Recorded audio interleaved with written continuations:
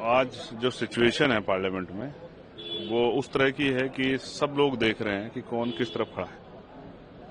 जैसे कल से चला है कि आर पार, मैं आर पार नहीं कहूंगा कि ये एक ऐसा समय है कि देश में जो कमजोर तबका है वो सबकी तरफ देख रहा है कि आज उनके साथ कौन खड़ा होगा, या कौन सिर्फ उनसे राजनीतिक लाभ चाहता है, या कौन उन जो है सिर्फ उनसे झूठे वादे कर रहा था, किसको वोट देके वो गुमराह हुए हैं, ठगे गए। ये सब देखने का समय है और पूरे देश का ध्यान आज पार्लियामेंट की तरफ है। मैं शुरू करूंगा उन लाइनों से कि जलते घर को देखने वाले, फूस का छप्पर आपका है, आग के पीछे तेज हवा है, आगे मुकद्दर आपका है।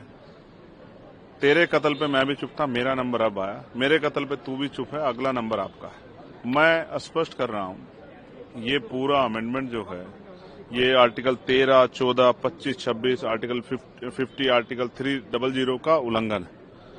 ये धार्मिक स्वतंत्रता का ऊपर जो है प्रहार है। ये उनकी वक्फ की जो संपत्तियों पर, उन पर मुसलमानों के अधिकार के ऊपर प्रहार है। ये उनके जो है उनके ऊपर जो है जबरन अपनी विचारधारा को थोपने का और उनके अधिकारों को लूटने का जो है और वक्फ की संपत्ति को लूटने का जो है, ये एक तरह का जो है पूरा जो है सरकार ने एजेंडा बना। इसलिए हम लोग इसको अपोज कर रहे हैं क्योंकि संविधान के खिलाफ है। जिस समय देश आजाद हुआ तो इस देश में रहने वाले उन जो हक वंचित समाज है, उनमें भी जो कमजोर वर्ग के लोग हैं, जो अल्पसंख्यक लोग हैं, उनके लिए ये तय हुआ था कि उनके सम्मान की और उनके अधिकार रक्षा की जाएगी।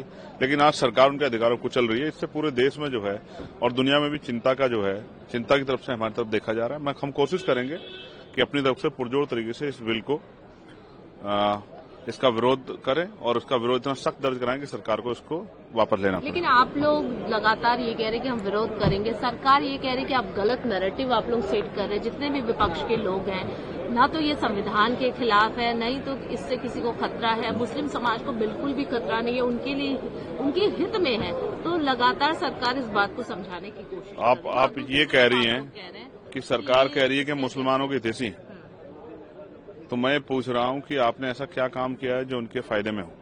क्या आपने उसके बच्चों को पढ़ने के लिए स्कॉलरशिप दी है? क्या आपने उनको जो है रिजर्वेशन का लाभ दिया है? क्या आपने उनको जो है वो जॉब्स दी हैं? क्या आपने उनके आर्थिक सशक्तिकरण के लिए उनको कुछ सब्सिडी दी है?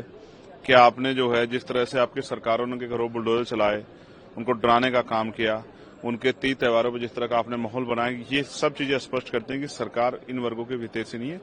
हालांकि मैं फिर कहूंगा कि सरकार को अपना दायरा, अपनी सोच बदलनी चाहिए, सबको साथ लेकर चलना चाहिए, सबके हितों की रक्षा करनी चाहिए।